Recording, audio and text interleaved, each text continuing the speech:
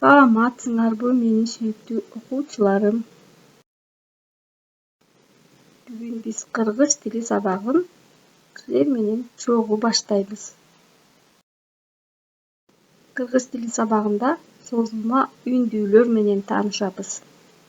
Кыргыз тилинде 6 созулма үндүү тамга бар. Созулма үндүүлөр 2 тамгадан турат жана 1 тыбышты билдирет. Созулма үндүүлөрдү айтканда созулуп айтылат. Ошондой эле сөздөргө келгенде дагы сөздөр созулуп айтылат. Созулма үндүүлөр а, о, ы, у, ү, тыбыштары.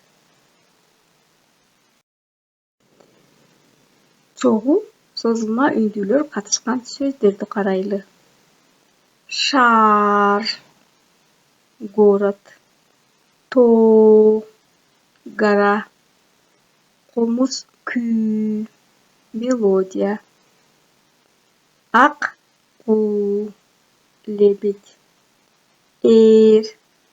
седло. Байкадыңарбы балдар? Созулма үндүү катышкан сөздөр созулуп айтылды. Эмесе созулма үндүүлөр катышкан сөздөрдү жана кыска үндүүлөр катышкан сөздөрдү карап көрөлү. Бор — мел, боор — печень, жак — ряд, жаак — челюсть, мал — животный, маал — время. Байкадыңарбы балдар? Кыска үндүүлөр катышкан сөздөр кыска айтылды, ал эми созулма үндүүлөр катышкан сөздөр созулуп айтылды. Эмесе тыбыштык талдоо жүргүзөбүз. Бор 3 тамга 3 буквы, 3 тыбыш 3 звука. Боор деген сөздөр 4 тамга 4 буквы, 3 тыбыш 3 звука.